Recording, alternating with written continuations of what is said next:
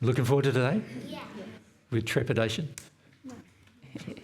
Yes. A lot of nods, yes. What other things are you going to take away from me today? What do you mean, what other things? Well, I took away their toilet paper yesterday. I see. Took away their coffee last week, chocolate the week before. What else is going to be a sin by 4 p.m? By 4 p.m. Yeah. Yeah. So hopefully we can focus on some of the spiritual principles that Yeah. will help us Yeah. with all those physical decisions. yeah, that's our focus today. So last night, remember I said we'll probably try to get started straight away with questions, and that you've given some thought to the principles involved. There is one thing that I would like to raise with you guys today, but we'll see where the questions take us in the first hour. And if the questions don't take us in the direction of where I would like to have some discussion, and then what I'll do is I'll just pause the questions and we'll raise some issues that we feel for many of the people in the group, particularly many of you young men in the group, that we'd like to address. That we find worldwide is happening with many, many young men. And when I say young men, men under 40 or thereabouts. There's a lot of things going on spiritually around many of you, and we'd like to sort of discuss some of that as a part of our discussion today, because we feel that many of you are actually, without knowing it, are severely misrepresenting our teachings through what you choose to do with your life. And so it's something we need to address. Sound all right? Okay. All right, No one well, wants to let's ask get a started. question now. Who wants to start first? Let's go to, yes, you. Yep, keep your hand up. That's it. Thank you. Name, please. Daniel. Daniel. So the first young man. First young man. Yeah. So I have two questions. I don't know which one to start with. Yeah. I'll go with that one. Let's start with the one you feel the most about. Right. So I have feelings that I would really like to meet my soulmate, Yep. and I feel her sometimes. Yep. I do. I feel like that part is open. Yep. So, like, I don't want to get into the story, right? Do you think you already know who it is? I have an idea. Yeah. Or you have an Idea, but I'm open to being wrong. You know? Okay. Yep. And so I'm kind of battling with the sexuality. So I guess principle-wise, I'd like to know how I'm harming myself, my soulmate, and the person who I'm, for example, projecting onto. Yeah. Yeah, so let's talk about this issue of... we have talked in a previous group, I think it was in... Belgium. Is that what you were Portugal? thinking of? Oh, Portugal and Belgium, we talked about soulmates. We talked about soulmates a bit in both of those On discussions. the last day, that video might not have been, it might have been taken down, so there's only an audio. On the last day It was of the taken down last... because Can I of add YouTube. something? Because I feel like, from my experience, if you feel like, for example, with porn, I don't want to watch that anymore because I feel like there's so much, it's just so much darkness in that. But there are degrees to that as well, right? Well, Like, I don't... we need to have a conversation about sexuality in general with this audience, because it's one of your main problems. But from experience, if you feel, if you get a sense of like what's actually going on, then you kind of drop the desire to do that. And if I may be wrong, and then yeah. So Can you see, firstly, let's address one thing. Okay. You're asking questions, but you're not even allowing me to say anything. Okay, sorry. And we notice this a lot too, because many of you have a very set idea of what the problems are. And so when you ask questions, it's a lot of times about making statements rather than asking questions about what you already believe. And to be frank with you, what you believe is already quite corrupted. So the more you share it, the more my group gets tainted by your sharing. So I would like to focus on the truth about the problems that most men in particular face, and men of all ages face when it comes to sexuality. And then I'd also like to focus on the problems associated with what many men, particularly young men who are in competitions with their fathers, face with regard to their ability to hear truth and also spirit involvement in their activities, their day-to-day life. Those two areas are having a fairly large effect on the planet, on Earth, at the moment, and a lot of people in the guise of spirituality are actually doing a lot of damage. And this is what we also notice with our teachings, is that people grab our teachings and then use our teachings to justify a lot of very unloving behaviour, which is not what we're teaching. So we want to address those things if we can, right? So I understand what your position, I can feel your position, I can understand what your position is with sexuality, but let's discuss that first. But it's very connected to the issue of finding your soulmate as well, because unless you deal with issues of intergender emotional issues and you actually bring the sins that are inside of yourself and you release those sins aside that are associated with intergender emotional issues, what will eventually happen is you'll be so close to your soulmate, there's no way you will ever find her on Earth, and there's no way you will ever, even if you do find her, ever recognise her really as your soulmate anyway. So there are a number of things we need to discuss about the dynamics of how some of these things get set up, but also about what principles are involved with regard to sexual morality, right? Because if you look at our hierarchy, remember that yesterday we raised the hierarchy. What was that? So you can say these things. What was the highest on our hierarchy? Truth, love. Yeah, so what are they? Spiritual. Oh, spiritual, emotional. Yeah, so they're spiritual matters, or you could say they are spiritual principles, aren't they? Which are the most important thing that should guide our life, right? And then comes what is my emotional condition. And obviously, in emotions, we could basically broadly define emotions into two areas. You could say there's loving emotions, and then there's unloving emotions, right? So an example of that is fear is always an unloving emotion. So you want to be able to release it and get rid of it, because it's going to drive a lot of behaviour that's very unloving if you don't. So fear is very much associated with sin.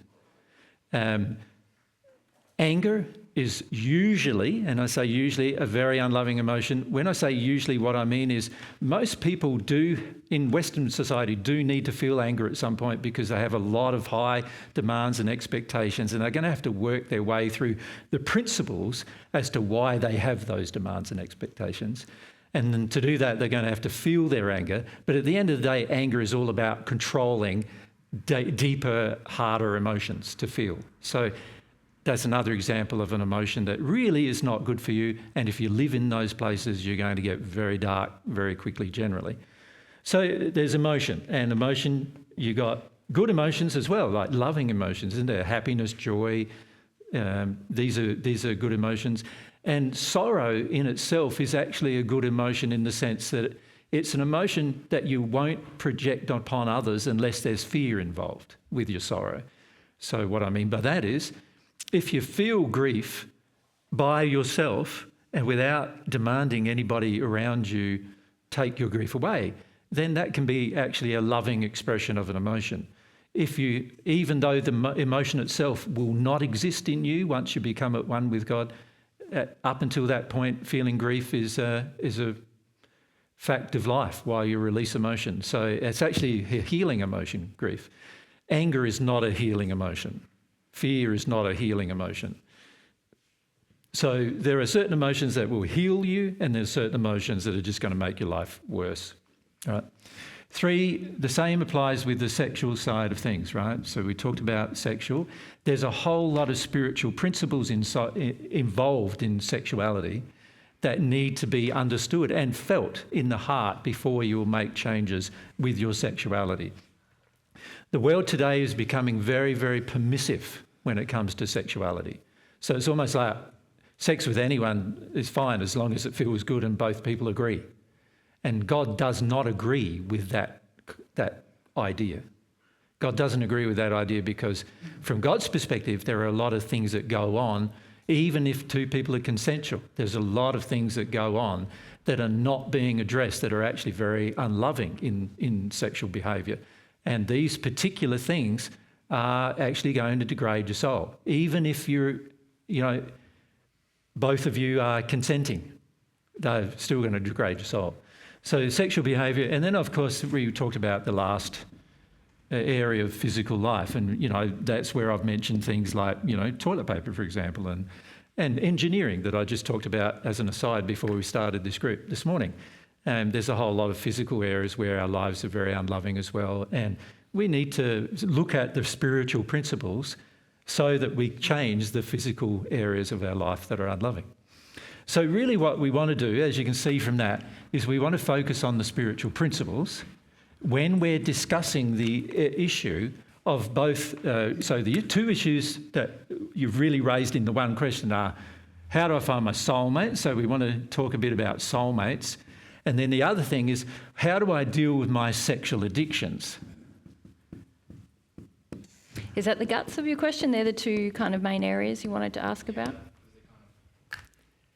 So, and you can see, if you keep your mic up with it, you can see that they are related, aren't they? Yeah. Because if I'm in sexual addiction, I'm definitely going to find it a struggle either to find my soulmate, but even if I do find my soulmate, I'm probably going to destroy the relationship. Because there's sexual addictions and there's me being involved sexually when I'm not enjoying it, but I do it because I want to. Well, that's all sexual addiction. There's still, okay, yeah, cool. Yeah. Most people's sexual addictions are also involving their emotional addictions, right? Yeah. And oftentimes their emotional addictions are even more intense than their sexual addictions, and that's what drives much of their sexual behaviour. Right, yeah. Right? So an example of that is, let's look at emotional addiction. Emotional addiction of wanting power. So let's say I've got an emotional addiction of wanting power, and when I became a teenager, I realised that, people give up power in sex a lot. And people take power over others in sex a lot. So when I become a teenager, I work out that, I can meet this emotional desire for power by attempting to do things sexually that make me feel more powerful than the person I'm having sex with. Does that make sense to you? So the emotional addiction of wanting power causes you to also generate a sexual addiction, which is, I'm going to be dominating to get power over someone. So this is where you get things like, what do they call it? Masochism.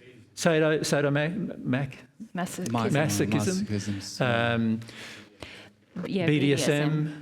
Bondage, where you've got one person's got physical power over another but also feels sexually turned on by having that physical power, and the other one is in a submissive role and they feel sexually turned on being in a submissive role. And that's indicative of emotional addictions that are coming out in the sexual behaviour of the person. But Jay, you'd have to say that's at the extreme. It's still happening many times when none of those practices are engaged. Correct. Yeah. In fact, for the majority of people on earth, most of their sexual addictions are involving emotions that drive their sexual behaviour, right? So let's say you're a guy who finishes up like just even looking at lots of different women sexually with a feeling that you would like to have sex with them, right? So that in itself, from God's perspective, just you looking is a sin. It's already out of harmony with His love. And underneath the looking is the emotion driving the looking, which is what emotion drives you to look at the bottoms of every woman you see, or look at the breasts of every woman you see, or just see a woman as a sexual object and that's all. What emotions causes you to do that? Can you? Yeah, I don't know. Yeah, that's right. The majority of people don't know, and but I've been trying to you're going to need to know. Intellectually, I can't, I don't know. Yeah. I couldn't, at least, up to and I think then. if we said the same to most men would say, I don't really know. And in fact, a lot of men even go stronger than that. They actually say, well, this is what a man does. Like they almost justify, they're almost going, God created me to be this way and that's the way I'm going to be. almost for most men, that's how they feel. After you get a bit more sensitive emotionally, or a bit more sensitive to the spiritual principles, you start seeing, obviously this behaviour doesn't feel right, and particularly if I have a soulmate, she's not going to be that impressed with me looking at every woman while I'm with her, right? So it's going to be an issue. And also the body of my soulmate may not match your ideal woman body. So what do you do then? And what I see a lot of people doing is saying, such and such my soulmate, such and such my soulmate. And what I see is such and such matches the body type that your mother, that you grew up believing was the best body type for a woman that you're sexually attracted to. And so if that best body type was big-breasted woman, then you're looking for a woman with big boobs. Or... then there's... But then it could be both, like, right? Because, like, it could be, I mean... You mean your soulmate could have big boobs? No. Sorry, I wasn't meaning to make fun. I was just trying to help. Yeah. What do you mean by it could be both? Yeah, what could be both? Me being attracted to both my mum's physical appearance and then... Or repelled by it. Or repelled. You could also be repelled by it. Yeah. Yeah, or you're saying you could be attracted to more than one body type. Is that what you mean? Yeah, thank you. Yeah, and being attracted to more than one body type is interesting in itself, because it's sort of like, well, obviously you've already not understanding what body type contains a certain type of injury. And there's a common feeling on earth, isn't there? And this is going to be very confronting for all of you, that a man is a certain ideal body type and a woman's a certain ideal body type, right? Now, the actual truth is that God designed all of you to have a certain body type. There's no such thing as a different body type. God designed all of you to have the same body type. And what he did was if we look at it from a mathematical perspective, he devised it around the golden ratio, which is fundamentally that with a lot of digits after it. And your entire body has been designed to be in this ratio. And if you are healthy, your body will be in this ratio. Now, this is if you're perfect, and if your family was perfect, and if their mother and father were perfect, and if the mother and father of your mother and father were perfect, and great-grandparents were perfect, then all of us would have perfect body type. A whole lot of us. We wouldn't be interfered with a body type at all.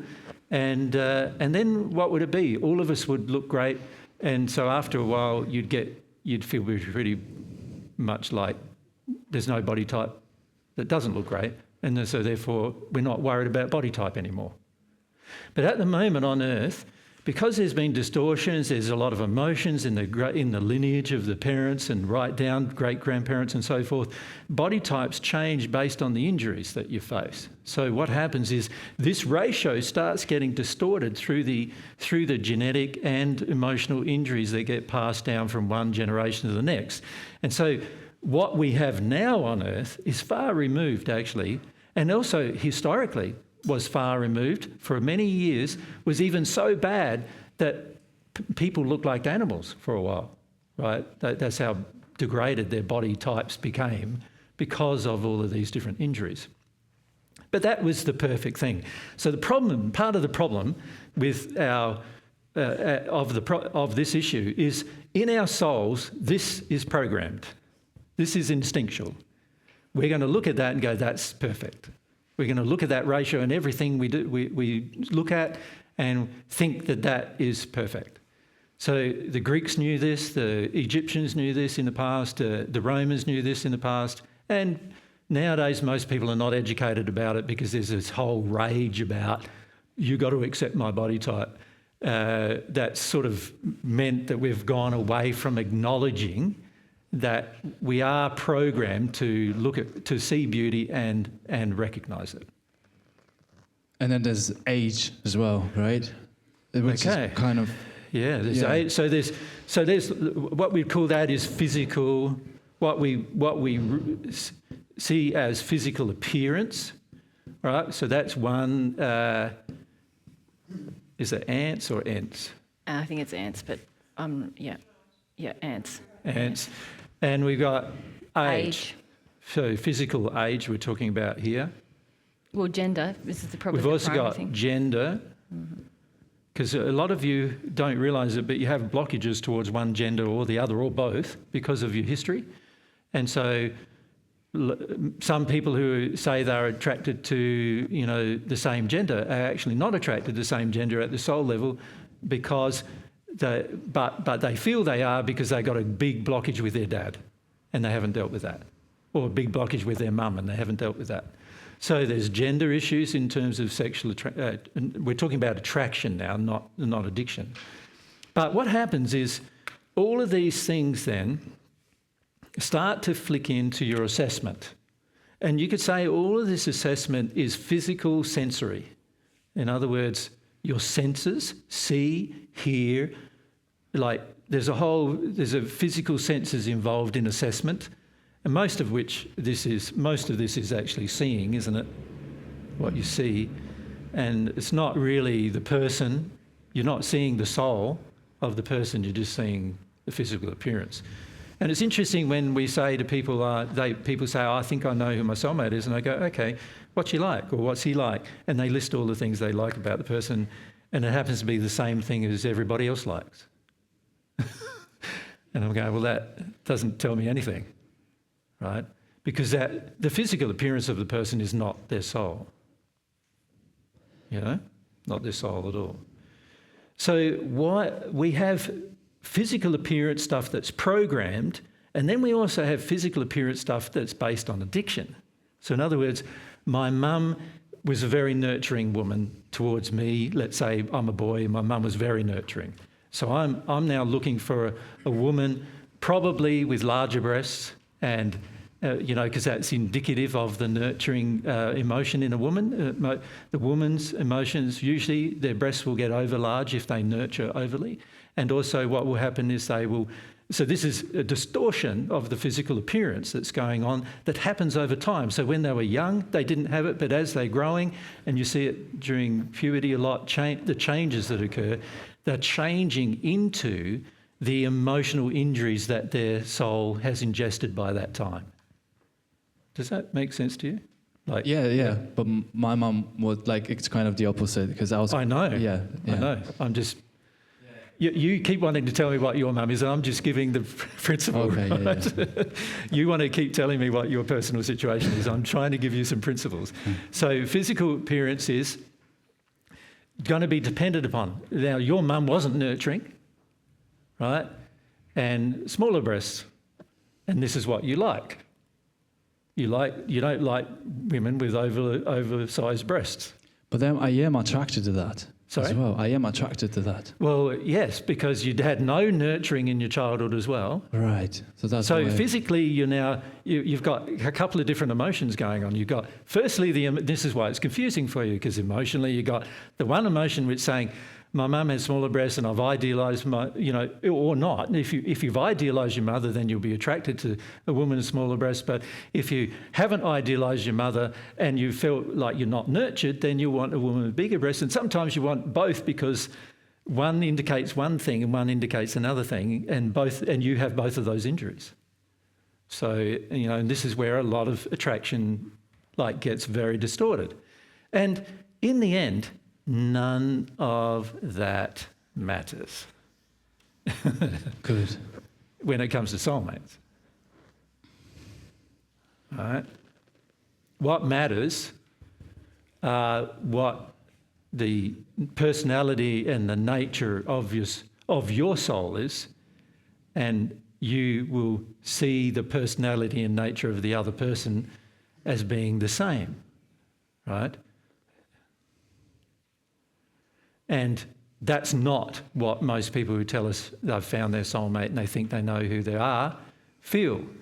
In fact, many people who say those things go, I saw them on a video and we've had this happen. I saw that lady in whatever country on the video and she said similar things to me and she felt the same way as I do. There's my soulmate.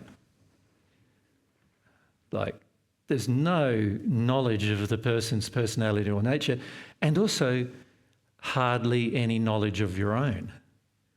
The average person on earth hardly lives in their personality or nature at all, right? They live in a facade for the most part. And this is one thing John wanted to mention to you, our friend John, the Apostle John, wanted to mention to you as a group, is that many of you don't realise how untruthful you're being by living in a facade, even to yourself, right? And so this is a big problem that we see all around the earth as well. So here we have a number of different issues which are defining, and then of course you've got what you would classify as emotional addictions regarding appearance, regarding personality, and character. And regarding character. And mostly the addictions are regarding character rather than personality. So we should probably put the personality right on the end. But most of the addictions are regarding character. In other words, many of you are attracted to people of very poor character. Very poor character. So let's say your soulmate happens to be in jail at the moment. Right? Her character is such that she's done something that even society believes is wrong, which is often like worse than what the average population believe is wrong, and therefore probably worse than what you believe is wrong. So in other words, you believe what she's done is very wrong. But what if she's your soulmate? What are you going to do about that?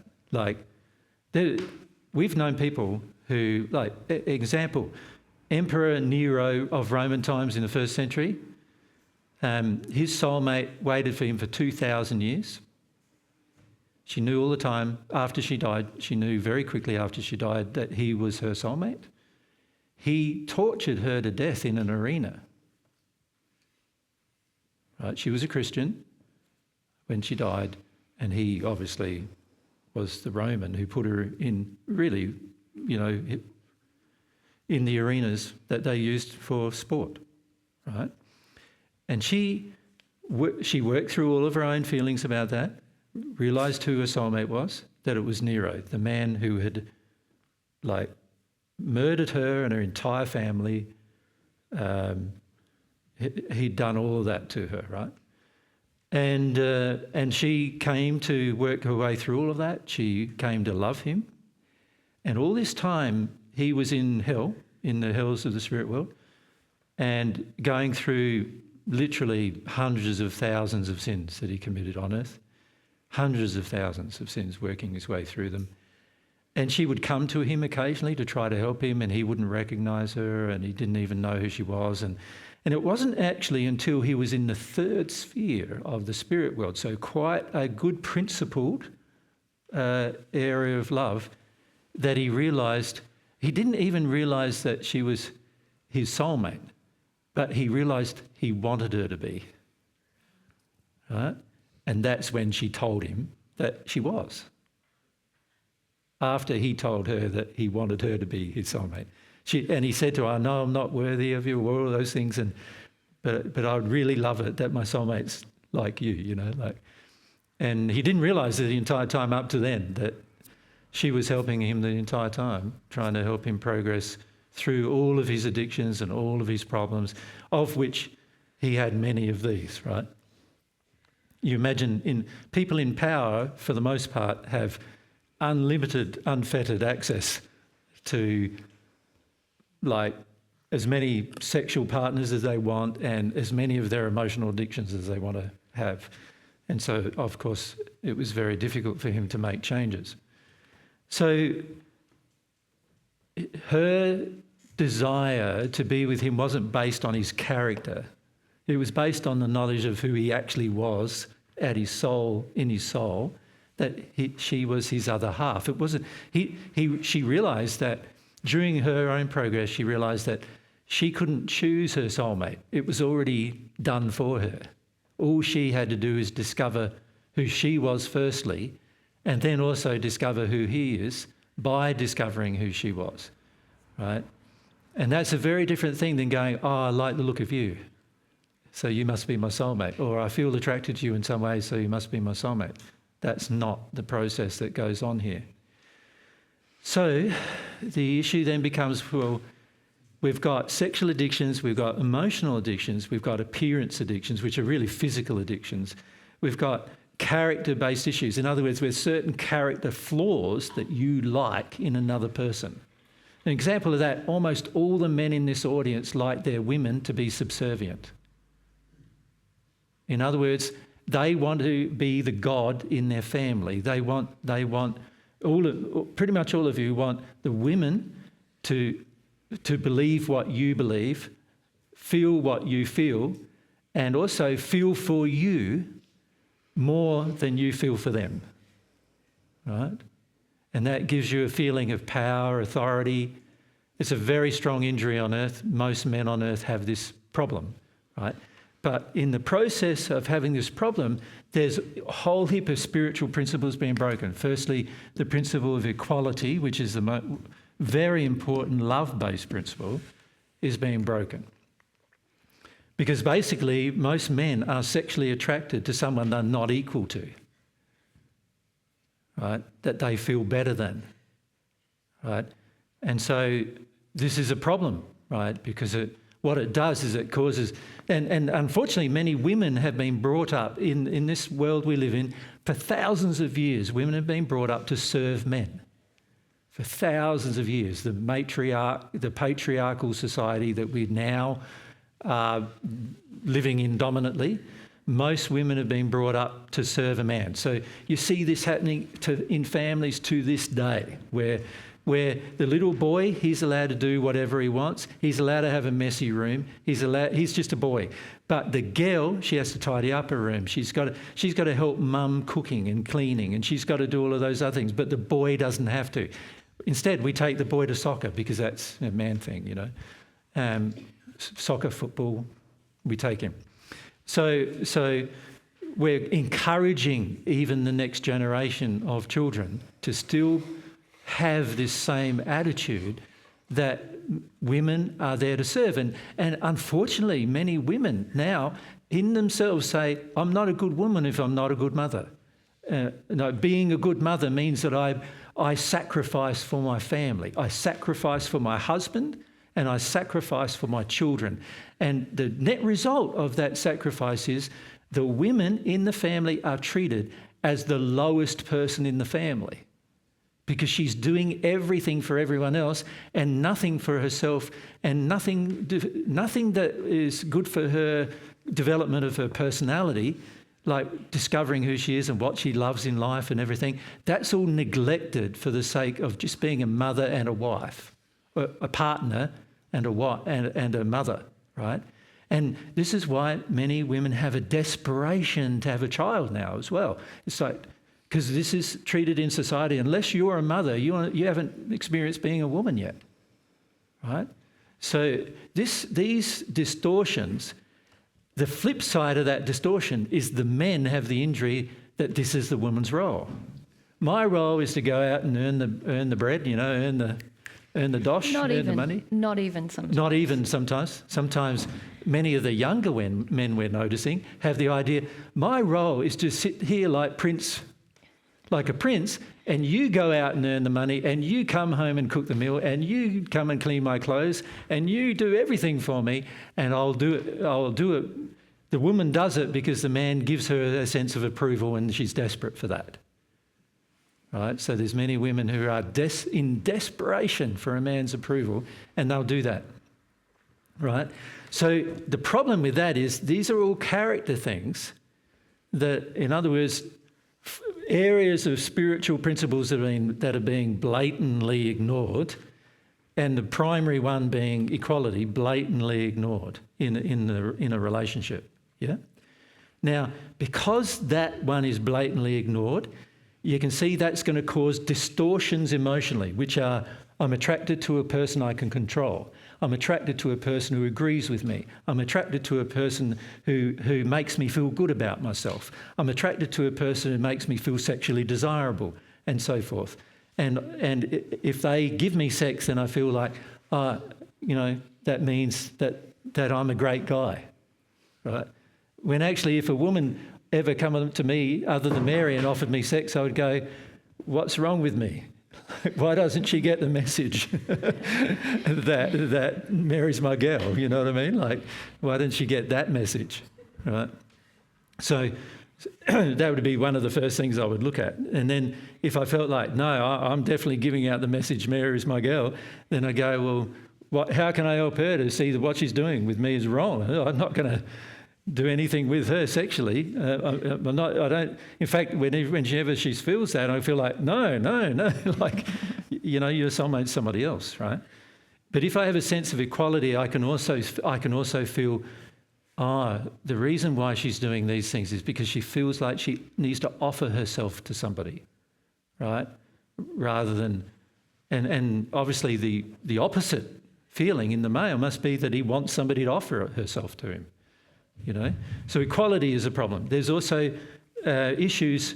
So equality, whenever equality is not equal, there's now going to be bad things occur, such as, so when equality is not being practiced, now we're going to have a power differential in the relationship, right? We're going to have an affection differential in the relationship. Do you understand what I mean by affection differential? Like, the woman feels affectionate for the guy, but the guy can't really care less. As long as she feels affectionate, he's happy. But if she shows affection to anybody else, he's jealous. These kind of things. So these are like affection differentials. There's also what I would classify as addiction differentials, which are, so all these are addictions, obviously, but where the person opens their heart more and one person closes their heart more in the relationship. So you've got what I'd classify as a love-power dynamic there. So there's inequality. So love, instead of it being love, is all about power now, right? You've got affection. You've got also desire. When I desire Mary and she remains aloof, then she has power over my desire. Does that make sense to you? And this is what goes on in many relationships. It doesn't make sense? No? So if Jesus is very open with me and desirous of me, and I express my desire for Mary in terms of my day-to-day life, I want to spend time with her, I want to do things with her, I want to, help her with her life, give her gifts. So he's very open-hearted, he's very opening his life, his time, his affection and everything to me, and I'm withheld. I have the power to say when and how we'll engage, and because he's very desirous and I'm very aloof, it's I can sort of play with his affections, I suppose you could say. You look so innocent, Chris, but it's such a common issue. No, I understand. Yes. Well, microphone, Chris, if you're going to use it. So just... sorry, I shouldn't have addressed Chris. Yeah, but you shouldn't be addressing people that we're not answering. But when they don't have the mic, Testing. AJ is being fully open to you, fully giving, and that's within his control and his power. You have the right to refuse. I don't see why your refusal would affect him at all in wanting to give. He may choose to stop giving, but your refusal would Chris, have the level of arrogance in you is extreme. But anyway. I get that, yes. But if you listen to Mary, you'll see how it works. Yes, yeah. And also, can I say, you guys, whenever Mary starts opening her mouth, this is part of the problem that you do. This is one reason why Mary doesn't want to talk very much in a group like this, is because you're already projecting at the woman that anything she says is not of value. And so when she starts talking, you're already saying to her, it's not of value what you're saying. It's not of value what you're saying. I don't need to listen. Instead, yes, you do need to listen. She's a woman with a perspective that most of you ignore. Yep. So you need to listen. I mean, women generally, their perspective you ignore. Yes. So you need to listen. Yeah. So it's quite interesting being up here as a woman because pretty much when I address any man, there is no, it's like I'm addressing sort of, it's like Teflon, it kind of Teflon. There's no reception when I speak. I watch you guys with Jesus and he speaks and speaks, and there's sometimes a bit of reception, sometimes a bit of engagement. But as soon as I open my mouth, it's just like I'm sort of talking to the wall sort of thing. Yeah, and most women feel this with you. Yeah. Do you understand? Most women feel this with you, not just Mary. Yes, Any woman who's sensitive is going to feel this with you. Yes. So, Yes. fire. Yes. Okay. We're talking about... And Mary does not need to justify to you, Chris, just because you have a different opinion of what she's saying. What she's saying is true and real, and you need to have a listen to it rather than opening your mouth before you've heard anything. Well, so the projection was very strong coming Very through. strong, Like, yeah. It's rubbish. It's rubbish, Yeah, which is rubbish. why I sort of engaged you directly. Yeah. So if Jesus is expressing all this towards me, Yep. and I'm saying, I want a relationship with So Jesus. in other words, I'm open-hearted. I want to come towards Mary. I want to spend time with Mary. What are you doing tomorrow? Let's You're do right this. that it is my choice. right? Absolutely. But it is a loving choice. If she's my soulmate, it's a loving choice. And especially if this dynamic is we are in a relationship. Yep. I'm saying I want a relationship with you, which is what you were referring to. Correct. In most marriages and, Yep. By By being in a marriage, you're really saying you want a relationship with the other person, right? It's like, I'm saying, yes, I want to By spend... being in a partnership, you're saying that. Yes. Yep. Yep. But then Jesus is doing all of the expression of affection. He's making time for me. He's interested in what will make me happy. He notices things. He's expressive sexually and physically affectionate. And then I withhold my own personality, my own desire, my own expression of affection. I'm really saying, I don't... The person who's withholding Yes. is in a power struggle with the person. They're with the other saying, person. I'm not going to open myself to you. I'm not going to expose my heart to you, but you can do it with me. And therefore I get to be... They get to feel that they're powerful over the person. They are trying to take power in that engagement. Yeah. Yeah. So not me. Like I can have the attitude, well, somebody can try to take that power of me, and it doesn't matter to me. I'm still going to be affectionate, and I'm still going to be, if it's Mary, I'm still going to be affectionate. I'm still going to do all of these things, whether she wants power over me or not. Yes. Right. But you wouldn't. But I wouldn't respond to the power drive. You wouldn't respond to the power. Yeah. And this happened. This has happened between us, where.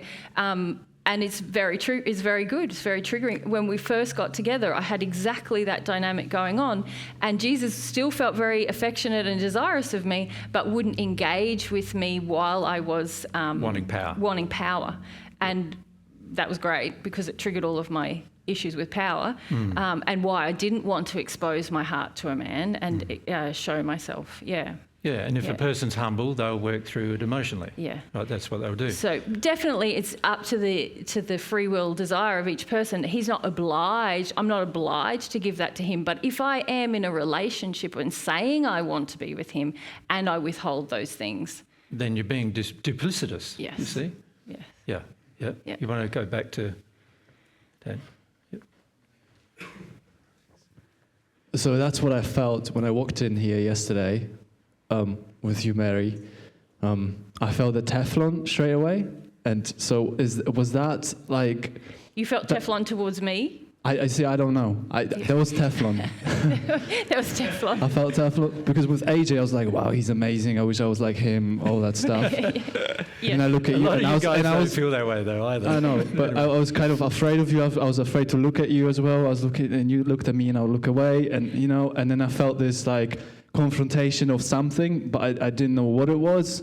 But I guess it was this, right? Yeah. Yeah. A lot of you guys, and like a lot of you guys, because I'm not putting out all this sexual energy, like, I'll give you a bit of sexual energy.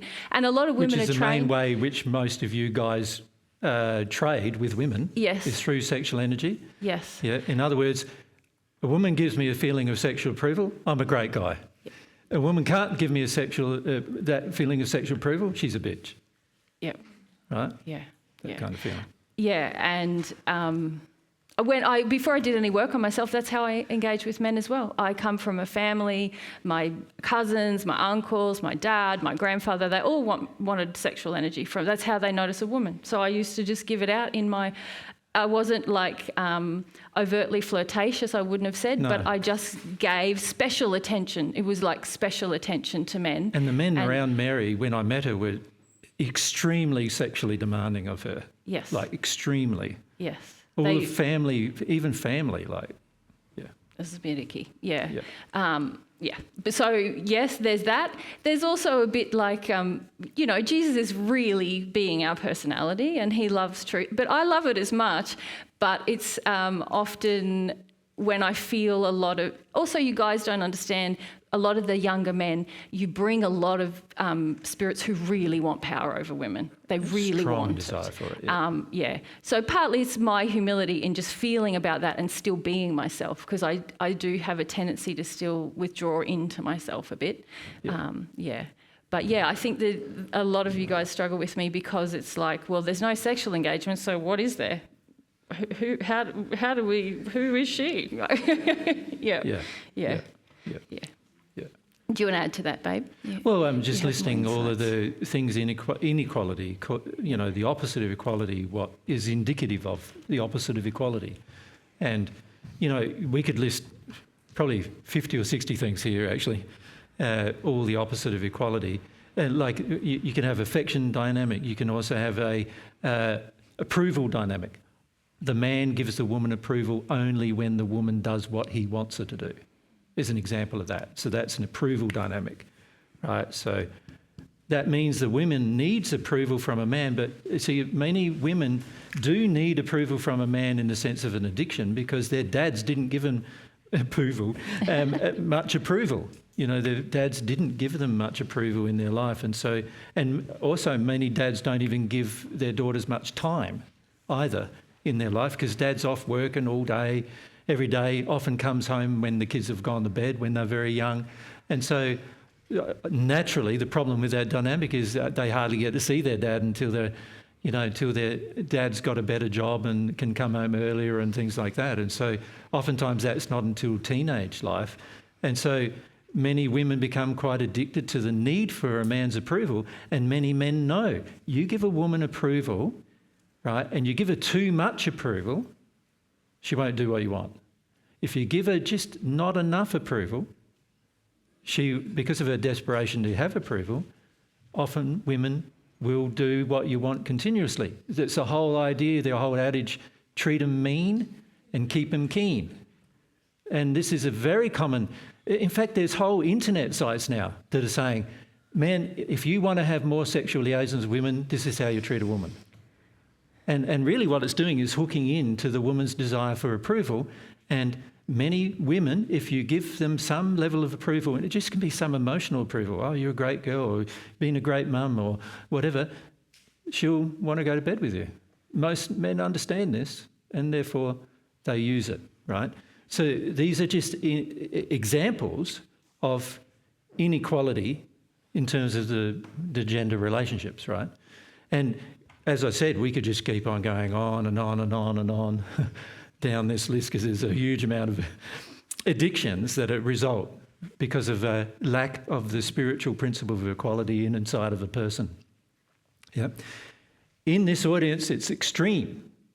And in most of our audiences we meet, it's extreme in the sense that most women are in these, have been treated badly most of their lives by men, and most men know that they want to continue to treat women in this way, therefore treat them badly. Most men don't even see this as bad treatment. They say, I'm just giving the woman what she needs, right? She needs to feel like she's cared for. Safe. The woman's just as capable of caring for herself as any other person. And by the way, most of you guys are fully incapable of caring for yourself, actually, in comparison to how a woman cares for herself in many cases. It's like, oftentimes we see in a marriage even, the man just goes to work and comes home, and that's all he basically does. He doesn't look after the finances, he doesn't look after the kids, he doesn't look after anything else in their life. He doesn't do the shopping, he doesn't do the washing, doesn't do the ironing, doesn't do anything, even to care for his own responsibilities, aside from caring for the car, caring for the yard, and going to work. Right? Now, she's got a lot more responsibilities than that, guys. So why is there this power dynamic going on? And she's got to ask you to vacuum the floor.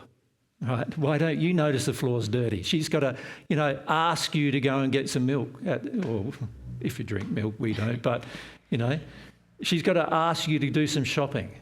Why? You should know how much is in the fridge just as much as she does. Like, these are just self-care issues. And so most men are so used to doing this that they think it's normal. You've been brought up to feel that way by your own mothers, to think it's normal, ironically, and certainly by your fathers as well. And so you've got a double injury. You've got dad in agreement with it, and you've got mum in agreement with it. Right? So you've got both parents agreeing that this makes you a good guy, right?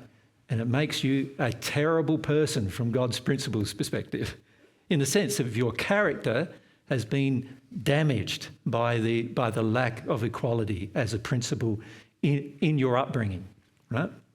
Now, just that one injury means that I'm going to be sexually attracted to a woman who gives me her power. I'm going to be sexually attracted to a woman who gives me her affection, and I might not care for her as much as she does for me. I'm going to be sexually attracted to a woman who expresses her desires for me, and I don't really have to express much desire for her. I'm going to be sexually attracted to a woman who gives me a sense that I'm a great guy, but I don't have to... in fact, how I do that is by telling her she's not so great a good... she's not as good a woman as I am, and that makes her keep doing it, right? And that obviously is going to be very damaging to your relationships with the opposite gender, isn't it? Very damaging. Now, this is, of course, this discussion so far has many of you, some of you here, around 6 people here are gay, right?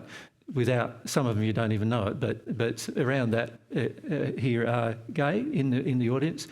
And this does also apply to you, because you've still got injuries associated with either gender that causes you to be in one of these dynamics, either the person with power or the person feeling they desire power and the other person feeling they want to give the person power. And these kind of dynamics need to be sorted out. They need to be addressed, right? Okay, so here we are, just one spiritual principle, and already we're getting a little list. And if we kept going, we could go, and at home we have gone for days and days and days and days listing all the things that one spiritual principle causes.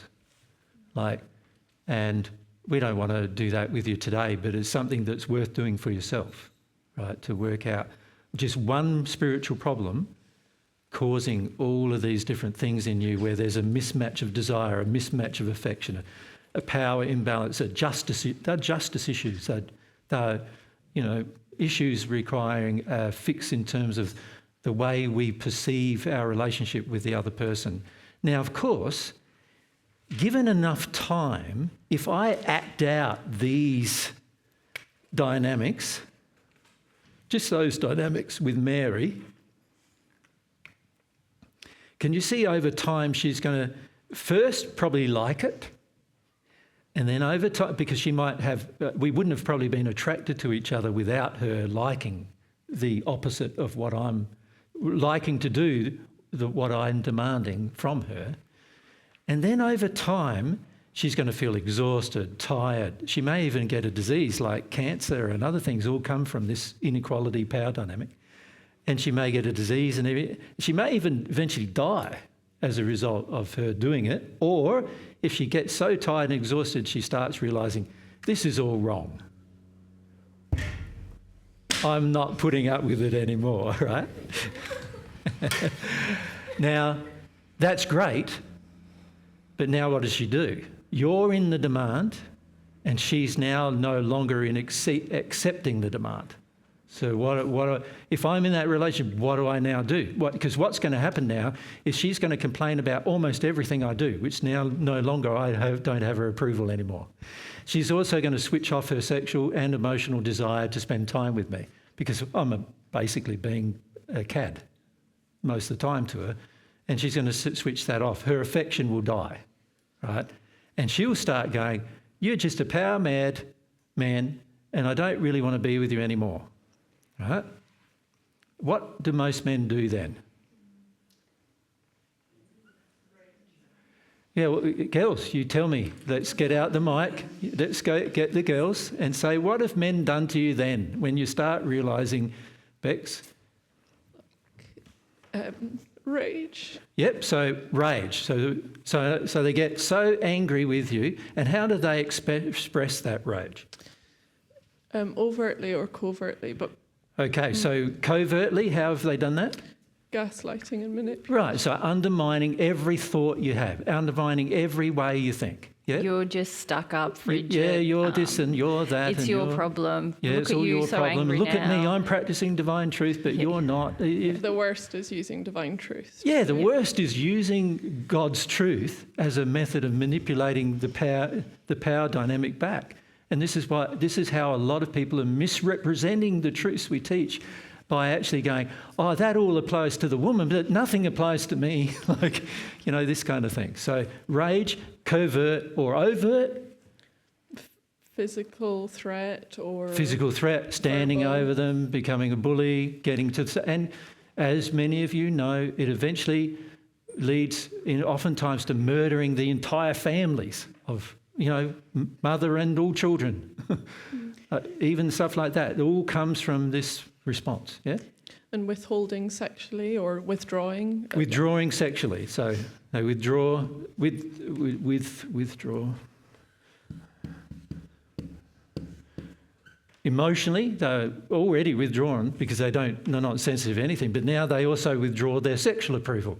Now, remember I said a lot of women are looking for the sexual approval because they don't have it. They don't have it from their mother. They've never been told by their mothers they've got a nice body, or they're told, oh, you're looking a bit fat now and you're looking a bit, isn't that not true, girls? Yeah. And then the men go, oh, you're not looking after yourself and you're not... And of course she doesn't want to look at... You've ripped the guts out of her. How is she going to feel that she needs to look after herself anymore? Yep. Yeah, you kind of disappear and blame yourself. Yes, so withdraw and just go all quiet and sullen and blame yourself. But of course all of these things are not really feeling your emotions as a woman, are they? But you can understand the responses given all of the crap coming at you, right? Yeah? What else have you experienced, girls? Coercion, manipulation. Yeah, manipulation, undermining manipulation, like manipulating events, manipulating your life, making decisions without you being involved, telling you they're doing it for your good. There's all sorts of things like that going on. And implying that you can't do it well enough yourself so that you're going to need their help to do it, right? Yep. That's all maintaining this inequality. Yep. Now, yes, let's continue, shall we? Up the back there. Thanks. Cheating as well. Cheating, yes. In other words, you're not good enough for me, but somebody else is, so I'll go and find them and have sex with them instead. She likes me even if you've stopped liking me. Yeah. Yeah. That's right. Yeah. Yep.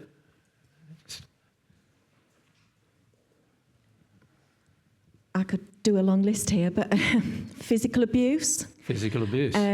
Actually telling lies about you, making out that you've done something wrong, Which you're not controlling you actually doing. Yes. Taking money off you. Taking money away from you. Lying, making Yes. out that you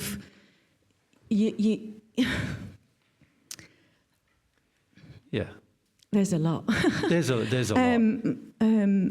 Controlling you, manipulating, making you worse, making you in a financial situation. That's desperate. And also being mean to you. Yeah. I've got a situation at the moment where instead of being kind and just fixing something, they've actually gone the other way and shaved more off the door to be meaner. Yeah. Things like that, because Yeah. it gives them power and control, and they like to see you scared and fearful and in terror. Yeah, very important thing. They like to see a woman's fear, because if a woman stays in fear, then she also possibly will stay in control. Under control. Under control. Yeah. So they like to see a woman who's afraid, right? One of the biggest issues that as women as we have is the unwillingness to feel our terror, because this is the way we're manipulated most of the time. Yeah. You know, I'm not going to feel terror. Anyone who has a dark intention then towards you goes, well, that's all right, we just trigger the terror in whichever way, whether it's a terror you're a bad woman or you're a selfish person or you're just stupid and you can't make it in the world or, oh, you're going to be physically unsafe. All of those things are all lies that we're told to keep us being dependent upon. And also being sexually engaged with a person who's abusive. Yes. Yep. Yes. Now, can we stop now? Because we could go on for days. And can you see it's very interesting too? You girls can list it pretty easy, right? Because all of you at some point have probably experienced it, which is also very interesting. And we find this at home too when we raise these conversations. It's really interesting because the men all go all sheepish and all feeling like, oh, now AJ doesn't like men very much and he must like women more than he likes men. No, I'm just expressing what God's opinion is of your behaviour as men generally. Does that make sense? This is God's opinion of your behaviour generally. And if you listened to your women, you would know that it's bad. And the fact is, you don't know it's bad, mostly because you can't listen to a woman to know it's bad. You'd rather come along and listen to Jesus than you would listen to your partner. Like, that's pretty bad. Like, she's in your life every day. Like, why aren't you listening to her? We meet a lot of women who feel very upset about that exact thing. Oh, he came to your lecture and now he wants to look at this, but I've been saying this for 15 years. Yeah.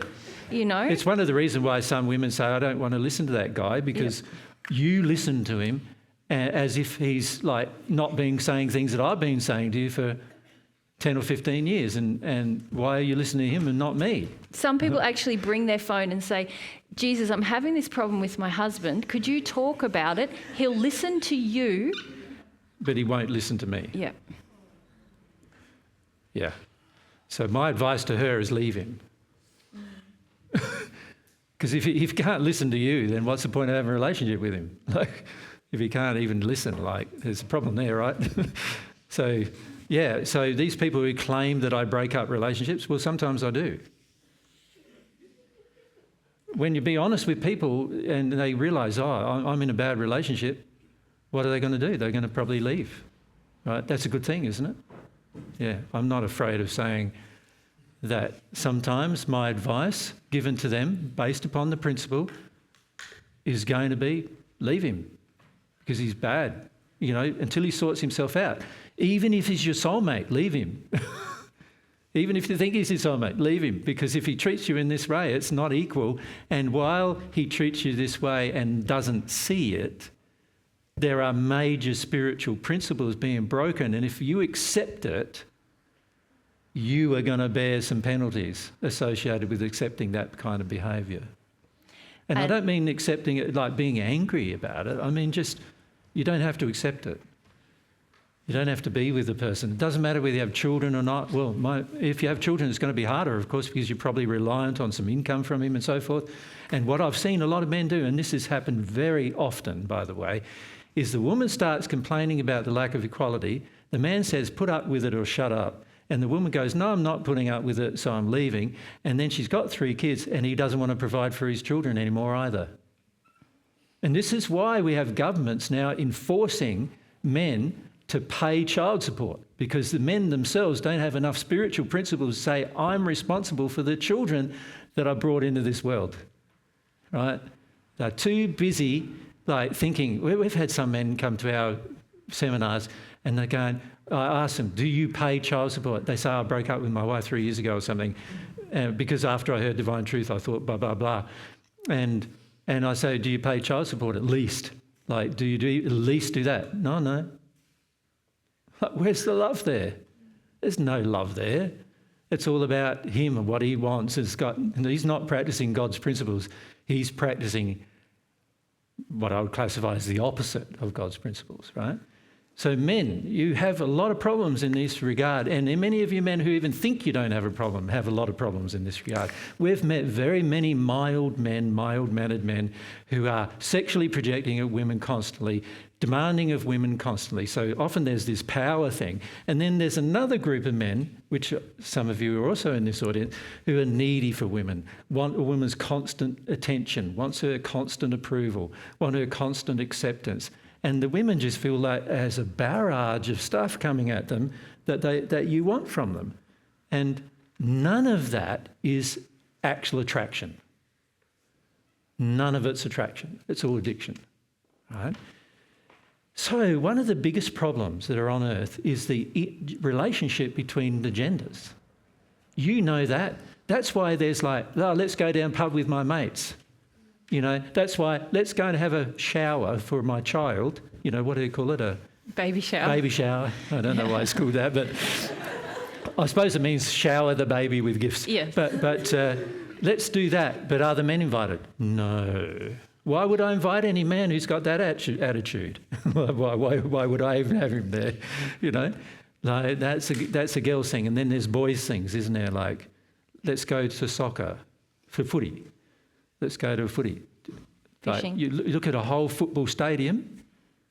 How many women do you see in the stadium? It's like, well, why are those men there? They're often competitive with other men, competitive with their fathers. They need to watch a 0-0 draw. Jesus really doesn't like soccer. A 0-0 draw is It's what is that? Half? 45 4. minutes, a half or something? Isn't there quarters and Educate me with soccer. 2 halves. Half is 45 minutes. Oh, okay. Yeah, 90 minutes, the whole thing. Yeah. And for 90 minutes, they work their guts out. And nobody's... And there's no result. Yeah, wouldn't it be better they go outside and worked on the garden or something? Of course it would be. So, you know, but why do they go? Because there's addictions involved, and those addictions meet a man's desires, meet a man's addictions, but not many women's addictions. Women are less competitive with men, right? They're often very competitive with women, of course, because of their relationships with their mothers. But, you know, going to sport doesn't solve that one, because most mothers say, no, you've got to have a baby to solve that one, right? So there's all these addictions between the genders and inside each gender, and most of us on earth have no idea how many there are. Like there's a multitude of them. It's like goes on and on and on. And any psychologist around the world would surely understand, given all of the things they see on a day-to-day basis, that these addictions all exist. But a lot of times they're called, instead of being called addictions, they're called needs. In other words, it's very important that you approve of your husband and he approves of you. This is a need, a basic human need. No, it's not. It's a basic human addiction. When you love yourself properly, you will not need anyone else to approve of you. Right? You won't, because you approve of yourself and you feel God's approval of you, so you don't need it from anybody else. So these so-called needs are not really, they're not designed in you. They are character flaws that need to be addressed. Now, if I am unable, in answer to Daniel's question, if I am unable to address these problems, just with this one problem of equality, and we haven't listed any others, any other spiritual principles like truth, self-responsibility, you know, order, governance, you know, who's responsible. There's a lot of other principles which we could also raise that occur in a relationship. But just even this one issue of equality, if I am not addressing that, who am I going to be attracted to? It's going to be the person who meets those requirements. So in other words, a woman, if I'm power hungry in the relationship, the woman who has no power, I'll be attracted to. If I'm powerless in a relationship, the woman who has power over me, I'll be attracted to. Right? if I have a feeling of affection that I then interpret, see, for most men, affection is sex, right? Isn't that true? Right? How is that true? How did that ever become true inside of you, that you think affection is sex? Obviously, there's got to be a problem there, right? Emotional problem there. Now, affection might involve sex under certain circumstances, but why is affection sex for most men? And if they don't have sex, they feel like she doesn't want me anymore, right? And for most men, if they don't have sex for a few days, it's like complain. A few months, it's like, we've got major problems, I need to go and have an affair or something, right? If it was a few years, which it may be if you need to work your way through issues with your soulmate at different times, if it's a few years, let's say it's 5 years where you're with a person and you haven't had sex, how are most men by that time? Well, most men are not there by that time, right? Right? And the only time they are is if there's other addictions being met, generally. And this is why, inside of men, you asked about porn earlier, inside of men there's a lot of sadness,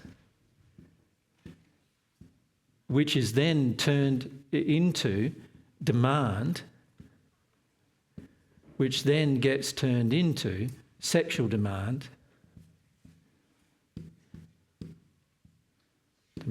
which then gets turned into demand, which then gets turned into, I've got to constantly be sexually stimulated.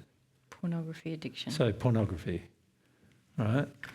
And if you deal with the sadness, then all of that dissipates, right? The sadness of feeling like your mum doesn't really like you very much. And the reality is most mothers don't really like you very much because by now you've become like their own husbands, who they also don't like very much because he's done the same thing with her for years and years and years, right?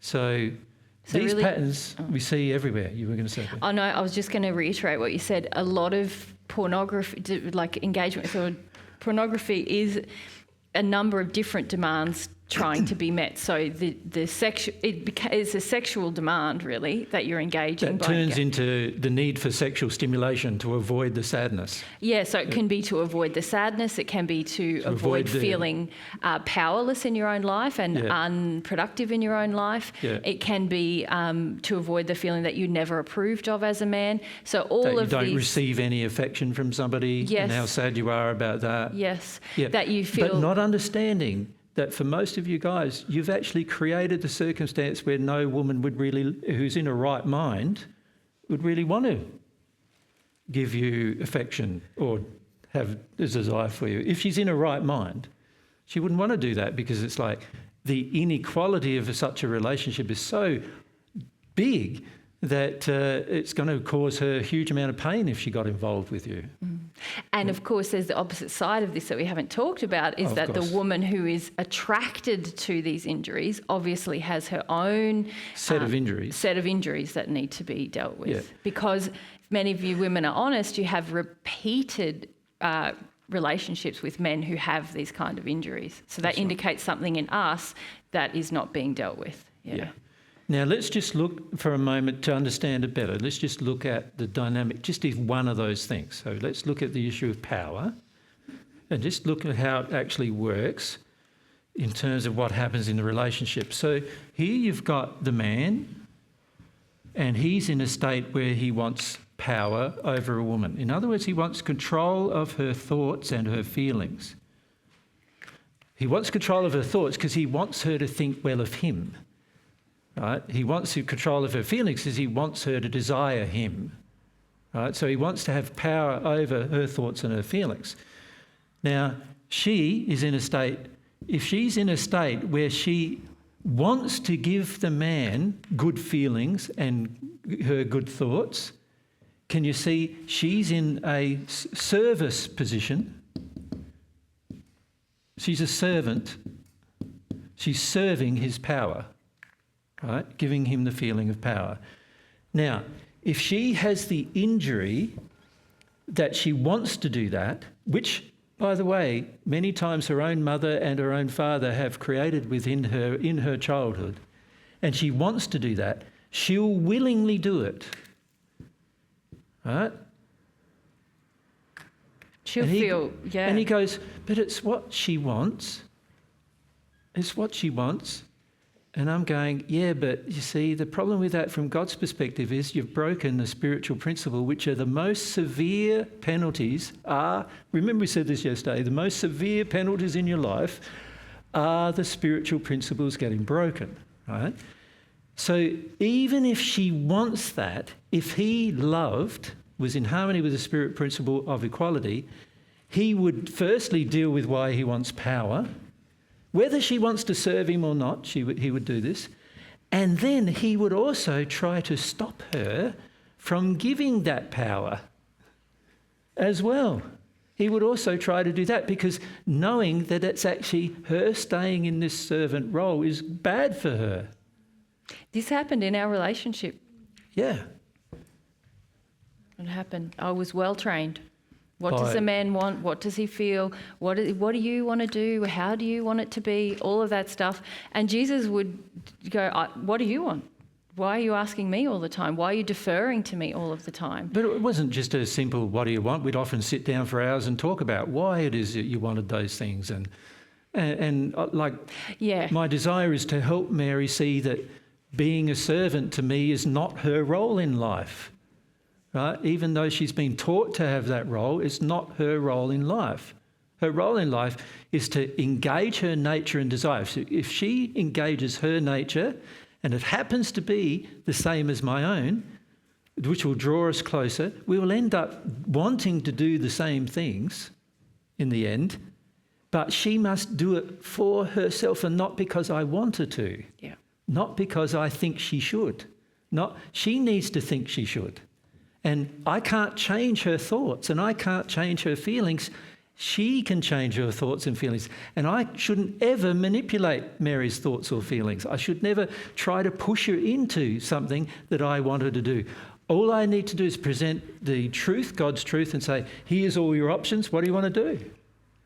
Right? And then it's her decision what she does. And if she disagrees with me that it's God's truth, have a discussion about that as well, because we need to both sort out whether it is God's truth or not, if that's And the case. also, you're not someone who just throws around God's truth as a way to get me to listen, if that makes sense. Or to make you feel bad about yourself. Yes, you've developed yourself in a way that I feel very confident of your relationship with God, rather than just listening to some divine truth videos and then saying, well, God's truth is you should do what I want, which is essentially what we see happening in a lot of relationships, where there's this idea that, I've heard something that AJ said, and now I'm going to use that to try and really get my emotional and sexual addiction met, without doing any personal work on what are my emotional and sexual addictions. It's the same as deciding, that person's my soulmate, without having done any work on those things. Jesus was celibate for 5 years, so 5 years outside of any kind of sexual relationship before. And I'd already processed my emotions for 13 Yes. before I met Mary. Yeah. So 13 and 5 years completely celibate.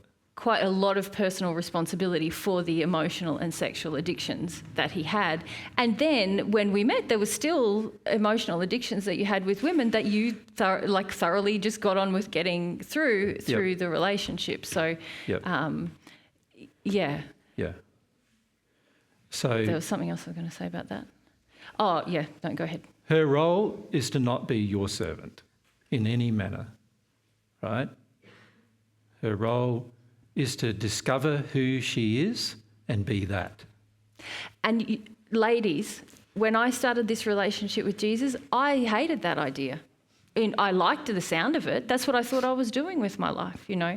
But actually, when he didn't need me to cook or clean or look after him financially or especially emotionally, which was my background in my family, I looked after Daddy's emotions.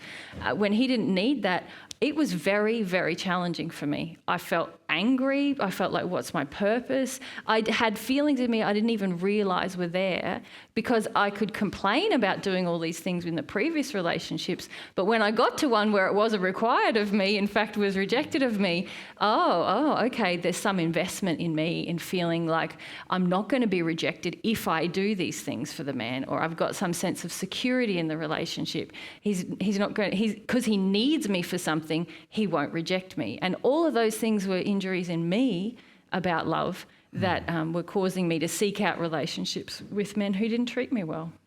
So I need to get to a stage where I don't need Mary at all, but I would desire her.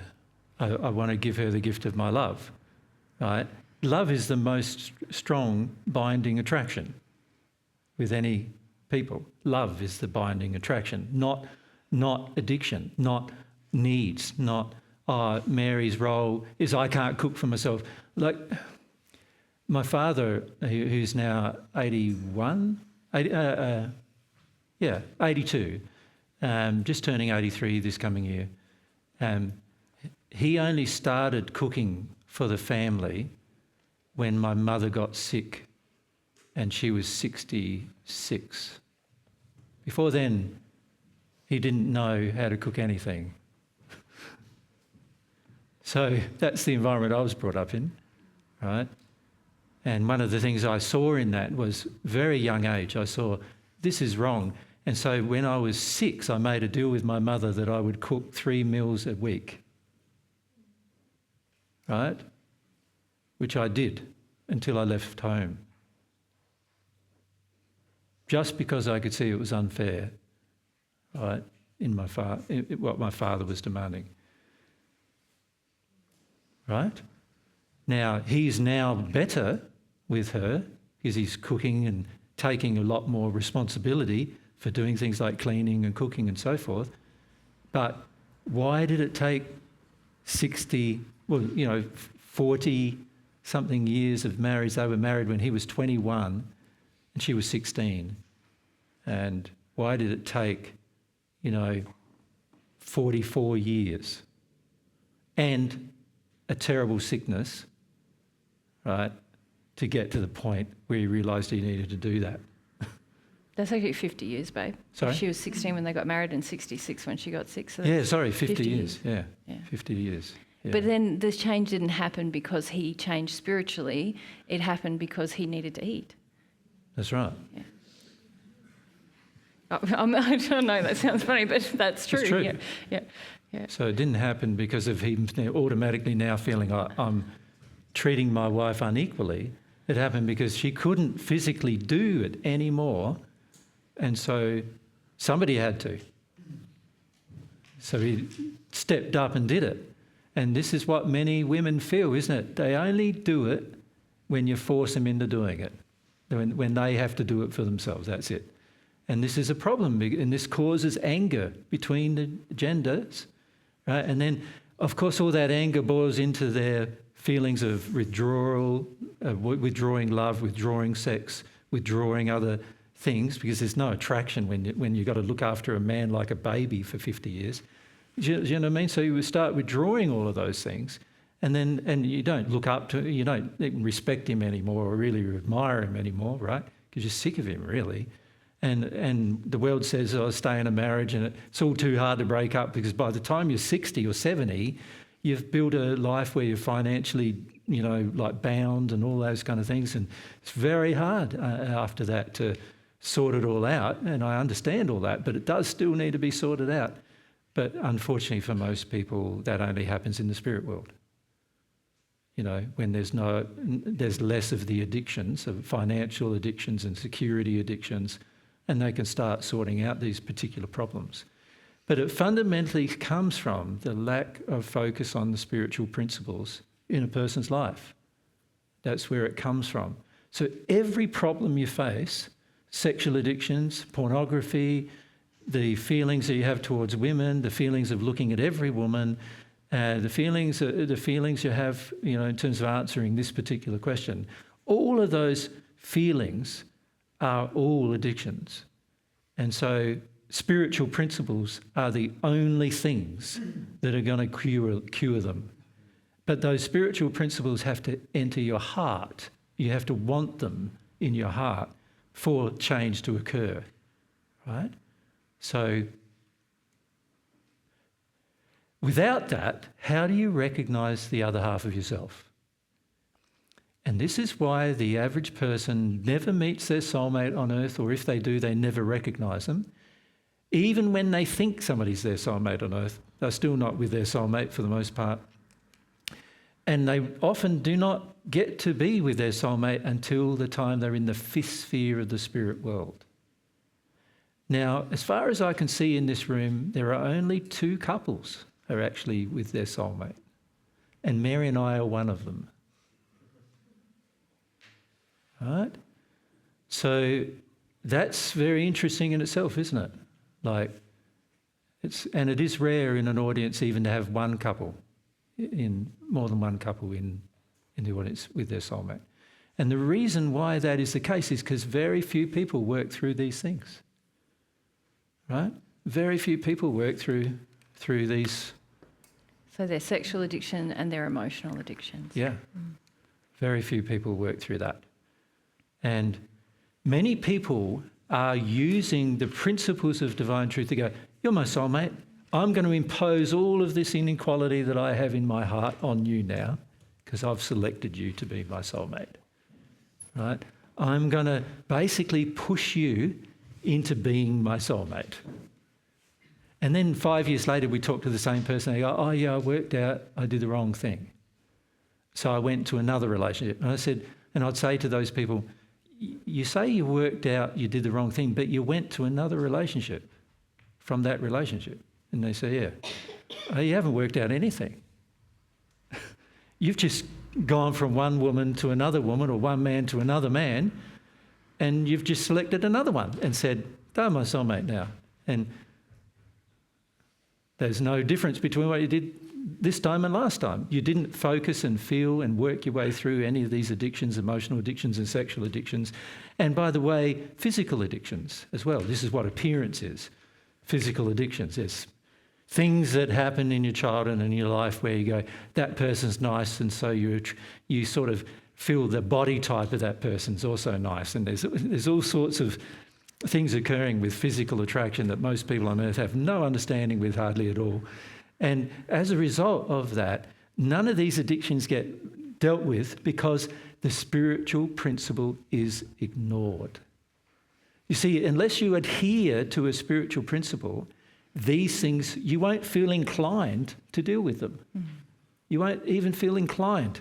You would just go, but I want my emotional addictions, and I want my sexual addictions, and I want my physical addictions. I won't, and I'm not inclined to change unless I start seeing that these things, if I don't do something about the spiritual principles, those things are going to cause me the greatest future damage of my life. And for many of you, where you're headed, many of you young men in particular, it's going to absolutely destroy the rest of your life on earth and quite a few hundred years of your spirit life as well, because you didn't want to know the spiritual principle. So this is why I'm saying to you, focus on the spiritual principle, right? Yeah. And if we go to your original question, Daniel, you know, you sort of kind of put forward like, oh, there's all this stuff and I think I'm attracted here, I might be attracted there, and then there's my soulmate and I want my soulmate. And it's sort of like the spiritual principle is like, you know, when you're panning for gold or something and you put all the rocks and all the stuff through a sieve and you get finer and finer and finer till you find like what the truth is, if you like, in this situation. The spiritual principle is like the finest sieve you can put things through. And a lot of people, because they hear divine truth and they're like, oh yeah, emotional addictions, I'll just look at some of that stuff, and then they're like, oh, but I'm confused, like that sort of feels like an injury, but I can't really figure it out, and I felt this and I don't know, and all of those kinds of things, is because, as Jesus is saying, they haven't applied the spiritual principle. Applying the spiritual principle is going to help you to see where the actual error is in all of these other areas of your life. Yeah, just you wanted to ask them. So it's like cross-checking the dynamic in a relationship and my actions and desires against the principle, right? Is Well, it you in want harmony? the principle to be in your heart. Yeah. When the principle is in your heart and you focus on getting those principles. But a in way your to heart. get it there certainly is to analyse all your past relationships and go, what did I want in those relationships? What makes me feel attracted to a woman, and why do I feel attracted under those circumstances? What's going on in me? And start listing every area in your soul where your soul is against some fundamental spiritual principles. And to get the principle engraved in my heart, it's from God, right? So I need to... Well, there's two ways, isn't there? One way is to receive God's love, and therefore God's love will expose the principles much more easily. That'd be great. That's one. The second way is that you've got to work on the principles yourself, which is the natural love way. Either way will work. But the quicker way is with God. Yeah, So yeah, it the makes quicker no way is with sense to God. go the other way, really. Yeah. Yeah. But when you receive God's love about these principles, don't neglect the fact that your opposition to the principles has to leave you emotionally. So it's not Before just... you receive the love. Yeah. So it's the feeling of like the Teflon, like initially. Well, whatever you need to discover, why am I Teflon yeah, with women? yeah, you know, yeah. if a woman, what is it? What makes me not Teflon with some women, and quite with other women? You know, if they're all your sisters, one of them's your soulmate, and all the rest are your sisters. Why are some of them like? See, why wouldn't you not be affectionate with all of your sisters? When I say affectionate, I don't mean sexually affectionate. I mean just feel a feeling like, I want to know about you. I want to understand what's going on for you. I want to feel what your life's been like. I want to understand... What are you interested in? What are you or interested in, and what your desires are, and why wouldn't you want to get to know them? What we notice is most men completely blank a woman unless they have a selfish personal interest in the woman. She's going to meet a sexual or an emotional addiction. Now, can I point out, you're now saying, this sounds real good about having the relationship we got. And can you feel the selfishness in it? You're basically saying, yes, it's a lot harder to get these principles if I have to discover them myself. So what I'll do is I'll ask God for love, and I'll get. Right, so that's principles that way. self-responsibility then. That's right. No That's right. self-responsibility in that. You're not going to receive God's love under those circumstances, and that's not going to work either. So also, on top of that, if you maintain that idea, who's going to come to you other than God? It's going to be spirits who meet these same addictions in you, and you're connecting to the spirits as if they are God, and you're getting all these wonderful feelings from those spirits, which you believe are from God. Yes, I ask God, is she my soulmate? Yes. God said yes. It's a yes. Yeah. Am I on the right track here? So this spirit now has taken the place of God. So there's a spirit taken the place of God, and you believing he's God, and he's feeding you with all these addictions and all this all this information and all this what you say is truth. None of it is truth, but it's all his opinion of what you should do. And if he sees you looking at this woman, so there's woman, man, he sees you looking at this woman and he goes, I'd like to have a bit of sex with her too. So, she's your soulmate. Then I know, and then I think I can, again, if you can correct me at any point, right? And you will. I know that the addictions are not from God, but I do them anyway. Yeah, but sometimes you don't realise all of your addictions. And then you can And also open you yourself. don't understand the feelings that these feel like when you receive them. Right. You think they're love. You feel they're love. So when you're saying, God, please give me love, and a spirit gives you those feelings, you go, it's God loving me. God loves me. I've received God's love. Many of you have never received God's love at all. Because my kind of point of reference is when if I cry instantly, that's God. No. Not necessarily. Right. You can cry when you don't get your addictions met. Yeah. You think of a child. What does a child do when he doesn't get his addiction met? He has a bit of a scream first, right? Carry on. Yep. But you mean... anger. And then... Specifically, when I ask for love. When you have a pleasant feeling and you cry and then you feel like that's God's love. Well, you can also cry when a spirit gives you a feeling of being seen and loved for the first time in your life if you've never felt that. And you're going to interpret that as God, and that's going to be a big mistake. Yeah. Right? God's love is based upon... What is it based upon? spiritual principles. And, you know, the more you receive God's love, the more refined you're going to become on the spiritual principles. Yeah. You know, so River asked a question yesterday about, you know, who's going to be at one with God first. I feel like I could be that guy. But when you've received God's love, you don't have competitive feelings. Like you feel the sin in those feelings. You're like, oh, God doesn't feel like that. That's the question of a person who's never received God's love. Yeah. But also the question of a person who's very overcloaked by spirits. In this dynamic that Jade's just drawing. Getting their addictions met through spirits. Yeah. So the Spirit knows you have these addictions because he can see those colours coming out of you, and he goes, okay, this is great. I got Daniel having these feelings. This is good. I can sort of capitalise on that a bit. You know, I'm earthbound and I don't get the chance to have sex with any women anymore because most of the women in the spirit world just avoid me like the plague. So what I can do is I can connect to Daniel and just give him some feelings that he thinks are God. Right? So here's Daniel and here's the Spirit. Give him some feelings that he thinks is God. Oh, yeah. Daniel's going, oh, yeah, give me more of that. Give me more of that. Give me more of that. And then in the process, you know, he's getting you to look at different women and go, yeah, I think she's my soulmate. So when he's getting you to look at the women, he's just going, that's the next woman I want you to have sex with. And she's got some injuries that you're going to be able to exploit. And she's got some injuries I can exploit through you. Yeah. Yeah. And this is why a lot of people, and one thing I must say, many of you young men in particular are in this dynamic where you think that's God and it's not. And also many of you are in this dynamic where you're getting told the things to do and all of those things are actually out of harmony with principles. And many of you are in the dynamic where when you look at a woman and think she's for you, you're actually being told she's for you because she's got emotional injuries that will meet your emotional injuries.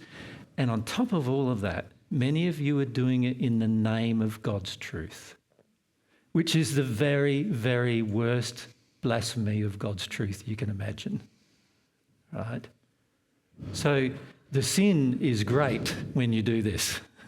It's very, very bad for you, very bad for the woman, very bad for the spirit, very bad for your future, but also you're misrepresenting the truths we're teaching by doing it, right? Which is also bad for God's truth on earth. So many of you go, I'd really like to help God's truth on earth, and then you do things like this. Yes. And can I just point out that as we're talking about this, many of the spirits who are in this dynamic with you are causing you to freak out, get annoyed, sort of shut down, go, avoid. Oh, none of it makes sense anymore. Doesn't apply to me. Yeah. Sorry, so is that the shaking I've been feeling since yesterday? Yeah, there's a lot of spirits who are very afraid of whatever we're going to say today, and very afraid of what we said yesterday. Actually, you know, they're well entrenched in these relationships with you. Many of you younger men in particular, well entrenched with these relationships, and also for many women here. Your sexual dynamics between partners have been one of being conciliatory to these kind of injuries. Yeah. Right? So this is something to address because it just means that you end up being controlled by others. So my relationship with them is so like deep and close that I can feel their fear through me, even though I'm okay with sitting here shaking. Like it doesn't bother me much. Well, see, they like that. This is the trouble, is many of you are listening to divine truth and going, and in the process of listening to divine truth, you're going, oh, we have to accept what we've always sort of had a suspicion of, and that is there is a spirit world and there are spirits around us, and we have to accept all that. And there's spirits around you going, you beauty, they're now accepting things now. I can have more influence on them, and if you don't adhere to the spiritual principles and you instead just deal with your emotions and deal with some of what you think is sexually and physically, they can go, okay, they want you to do this. They want you to do that because it will bind you more to them for the most part, right? Because you haven't adhered to any spiritual principles while you're doing that. Most of the emotions you process will only be the emotions they let you process, so you can get closer to them. And most of the sexual addictions you process will be only the ones they let you process, so you can get closer to them. And so they are happy for you to recognise there's a spirit world and recognise there's spirits with you, and to even believe that they are God. All right? They're happy for all that to occur. Yeah, I can feel them now. Like, Yeah. I think I can. Yeah. Yeah.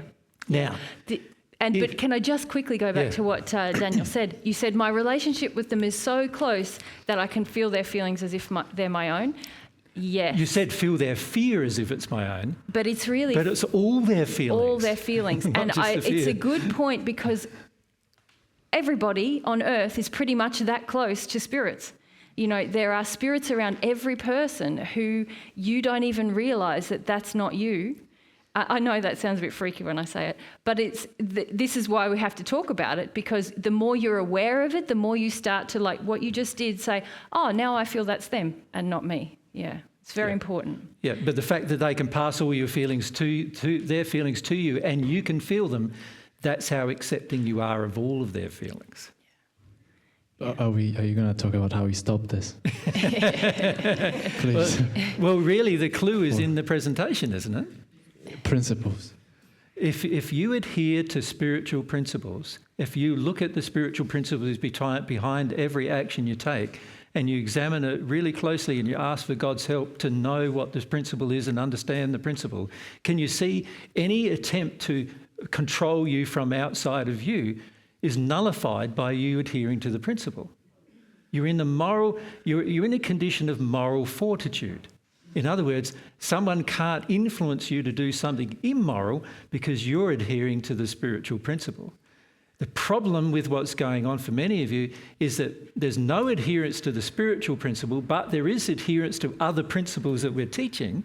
And then in that process, you open yourself up further to the very influences that are causing already a lot of damage in your life. And they like that, so they'll let you do it.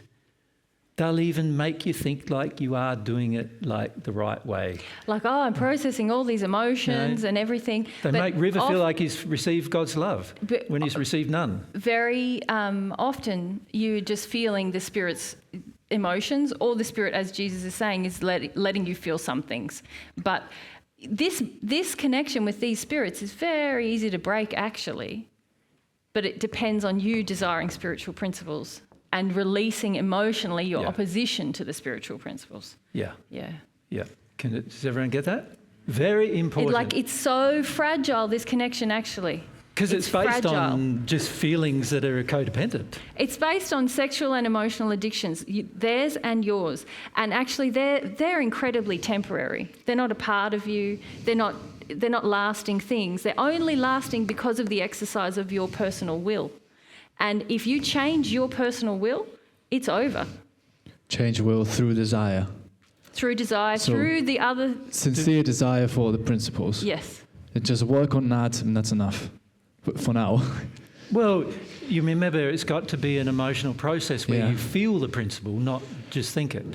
So for a person on the natural love path, what they do is they realise there's a spiritual principle. So let's look at what a person on the natural love path would do. They basically would go, I've got it in my hand.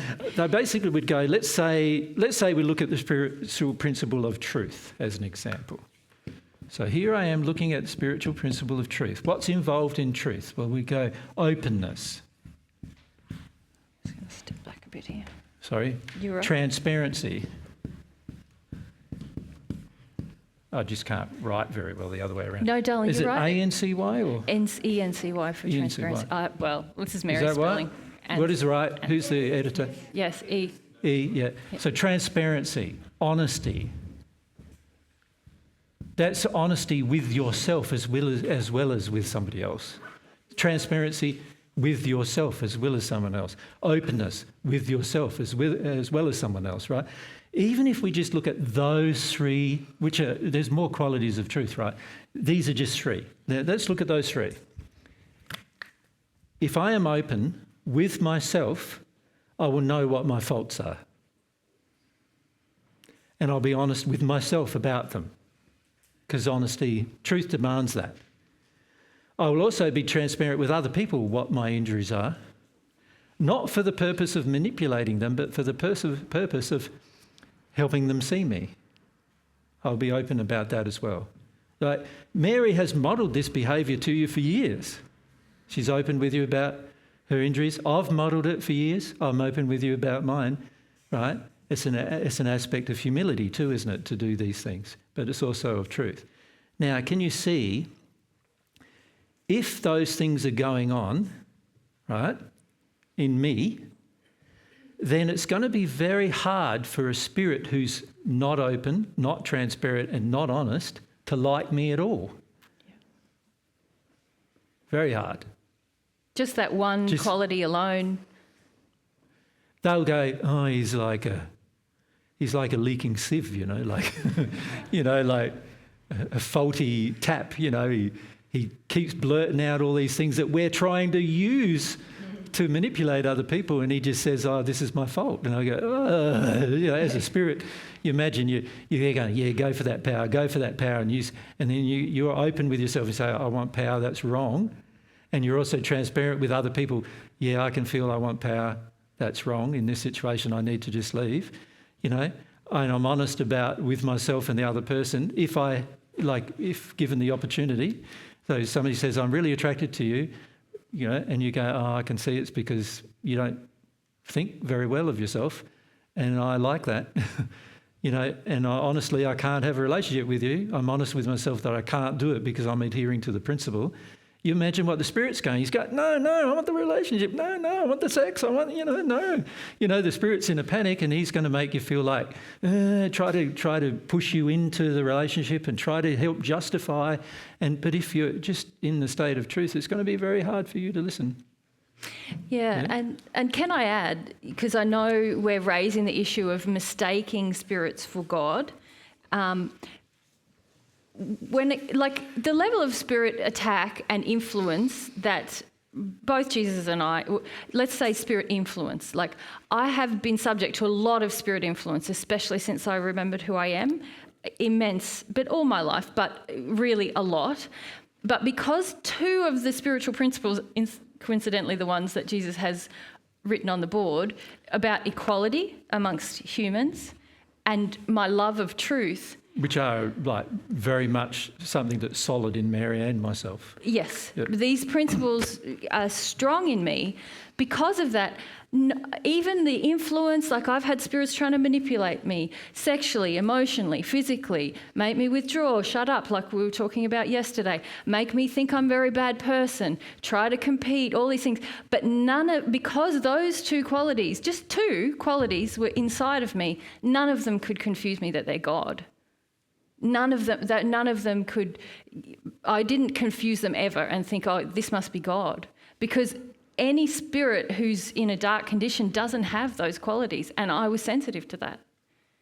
Does that make sense? It's sort of, this is what I mean. If you have these spiritual principles, the confusion around the spirits, the identity or the nature of the spirits around you is cleared up very quickly. But also the difference between spirits and God becomes, even before you even connect to God, you understand, well, these spiritual principles are from God, even if I have one of them, equality.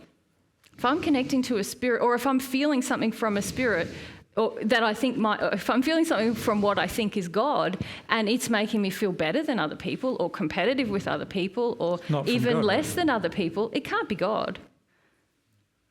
And then, did you get sensitized to that straight away as soon as it gets in you, or do you need to, like? I think you have to long for these principles. Right. You know, it's in a real, you have to develop the manner. desire for them. Yeah. It's not a kind of one and done thing. I'm just saying that, like, not like, I want equality. I love that idea. It's going to be in me now. Mary's lived a life where she wanted to go and help people in different countries who are in a place of inequality. She's demonstrated in her life before she met me, way before she met me, that she was interested in making people in the world feel more equal with each other. And she's acted that out her entire life since she was in her teenage years, right? So it's not, it's not something that she, got overnight. No, it's something that was developed in me that's helped me. And what I'm saying is, if you develop it in you, but it will require development if it's not already there. Like anything, that's why we're here on earth, to develop and to grow our will towards love. When you develop it, a lot of the other confusions in your life about who is my soulmate, is this God I'm connecting to, all these things simplify. It's like the panning for the gold thing. You go, oh, that's the truth here. But I'm going to stop Mary now, because she said enough, to be honest, with you in particular. Yeah. You're just in a panic because you don't want to go through the work. You want there to be a magical solution to this problem that you face. And there isn't going to be a magical solution. And this is the other addiction to spirits, is they give you the illusion there is a magical solution. There is not a magical solution. You're going to have to develop these principles inside of yourself, and you're going to have to work your way through whether you want them. Remember, that's your will in exercise. God expects you to develop your will to want these things, not to just magically somehow they come about. When you are so focused on the magic of it all happening, wanting it all to happen magically, you are actually going to draw more spirit influence to yourself, and they're going to give you the illusion that it's all going to happen magically. But just if you follow their direction, it will all happen magically, and it'll all be wonderful, and you'll also end up deep in the hells when you pass if you do that.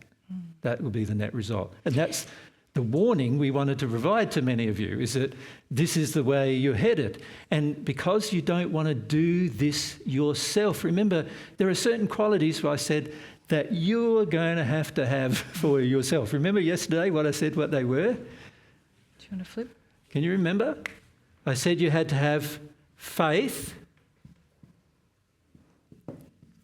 That's your quality. In, what was it? God's truth, so that's his truth,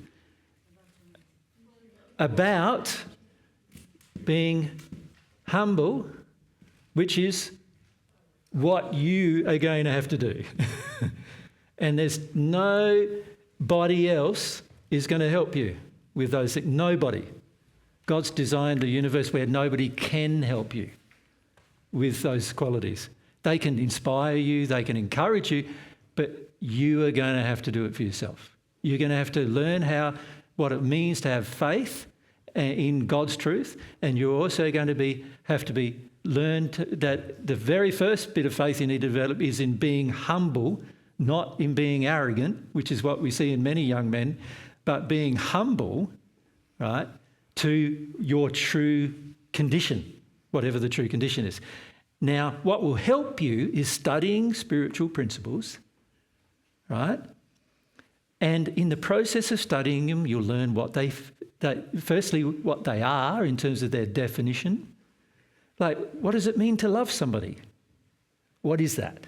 Is that they meet my addictions, or is that I just give the gift of my love to them without there being any expectation in return? What does it actually feel like to love somebody without wanting anything from them?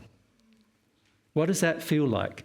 Because most of you will not meet your soulmates until you have that feeling for them, where you just want to love them, not because of what they're going to bring you in your life, but because of what you want to give them, right?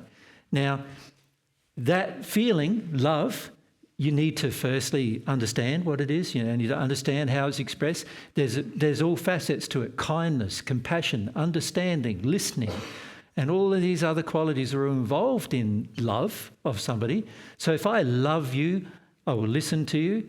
I will be compassionate with your emotions and understanding. I will want to know, but also I'm not going to put up with crap from you either. I'm not going to just go, browbeat me with your nature and personality. I'm not going to do that either. I'm going to go, no, I've had enough of you now if you're out of line. I'm going to do that too. Love does these things. That's what God is doing with you. So here's the principle: love. What is involved with love? There's this equality is one thing involved in love. Another thing involved in love is compassion and understanding and listening and being concerned for others, not just for yourself, not being selfish. So you could actually write on the board, couldn't you, if you wanted to, if you really wanted to work through what love is, you could actually do this, couldn't you? You could write on the top of your page, and this is something that I'd recommend you do with every principle, You write at the top of the page, okay, love. What does that look like? What is it and what is it not? In other words, this is the column where I'm going to put all the things love is. And this is the column where I'm going to put all the things love isn't, right, that I know up till now for myself. And then I'm going to try to find the feeling of what love is in those things that I've just defined. So how does it feel to be compassionate? How does it feel to be understanding? How does it feel to want to listen to somebody? How does it feel? And then on this side, all the things love isn't, right? How do those things feel? How do they feel? Not thinking now. I'm trying to feel what those things feel, right? Like. And now there's my love page. Next page, truth. Truth is on the top of the next page. And by the way, you might need more than a page, right? So truth is at the top of the next page. How does truth feel? What is it? It's honest, open, compassionate, all these different things. Honest, open, transparent and so forth. What isn't it? Doesn't lie, doesn't manipulate, doesn't try to hide things. Many of you believe that just hiding yourself is not a sin, but it is, because it's in complete disharmony with the principle of truth. So if I can do this list for just love and truth alone, if I could even just be capable of doing that, and then I study my own life and go, how does my own life measure up with this principle? You can even ask God, couldn't you? And exercise the conscience. Yeah, God, how does my life end up? How am I not being open? How am I not being transparent? One way all of you are not being transparent is openly declaring your income, right, to anybody who asks. That's one way you're not being transparent, right? Mary and I do that on the net. We've modelled that behaviour for nearly 15 years or whatever, 12 years. Hardly anybody in the world has followed our example. But we do it because it's transparent, right? Being transparent. So how are we going to learn what truth is? This is what truth feels like, and this is what it's not like. This is so withholding things, not truth. Withholding information, not truth. We could list all that down. There's your truth page, and then again analyse your life and go, how am I going in this regard? Am I demonstrating these qualities in my day-to-day life? And then you've got something to pray for, haven't you? You've got, okay, I can see I don't get truth really, because I don't do it in my life. I don't get it, right? If I actually get a thing emotionally, I will do what's in this list automatically. This will be automatic for me to do these things. If I don't get it emotionally, it's going to be a struggle to do what's in the is. In whatever truth is, it's going to be a struggle to do in my life if I'm not emotionally in harmony with truth, the principle of truth. Right? You could really start another list, couldn't you? Which is like, this is what love is. This is how I feel about doing that, or how I feel about living that. Yeah, if you wanted to dig a bit deeper. Yeah, because a lot of times we have quite emotional responses to when it comes to humility and truthfulness, where it shows us very quickly where we're actually rejecting the principle in our life. So remember, there are like the four biggest principles that we're going to have the biggest effect in your life are some fundamental principles, which are love, truth, faith, humility. So you could have 4 first pages. There's your first 4 pages of principles. Love, truth, faith, humility. What is faith? And we're talking about faith in God, faith in God's laws. What does it look like? And then what isn't it? Does it constantly doubt, constantly going, I don't know whether that's true, I don't know whether I should do that. Seeking other people's opinions. Or checking in, putting off decisions. Yep. And you can do this for yourself, but it requires some effort. Yes. And that's the final point I wanted to make about this spirit influence thing for a lot of the young guys. Like, I'll say, unfortunately, due to the way you've grown up in society and in your families, many times you haven't actually had to put in a dedicated effort to get a result. To do anything. To do anything. And what is required to develop your will in harmony with God's love is effort, and that goes for everyone. And that's a good thing. God wants you to understand how productive your will can be. It's not only that, it's proof of your will. The effort you put into something is evidence that you're using your will. Yes. Right? If you just go, oh, I really like this thing, I think I'll go ahead and do that, and you do it and it's really easy to do, what evidence is there that you've got a very strong will? There's none at all. It's when you get opposition from everybody, family, friends, and you know you got your own stuff to work through, and you still go ahead and do it. Now that's proof you have a will, proof that you actually are developing a strong will. And we would like all of you to be very strong-willed people, not weak-willed. Weak-willed people are spirit overcloaked, often influenced by all sorts of things, influenced by doubt, influenced by all sorts of negative things. A little bit of fear, a weak-willed person just caves over. A little bit of things they're afraid of in life, they'll cave over. You know, weak-willed people are not morally, they don't have any moral character or moral strength, right? Sure. So we want you to be strong-willed, but strong-willed in the spiritual principles. The right direction, you know. Yeah. And when you have a feeling that you should get results easily and you shouldn't have to exercise your will, shouldn't have to develop your will, spirits love that. They come along and go, yeah, okay, I'll give you some feelings.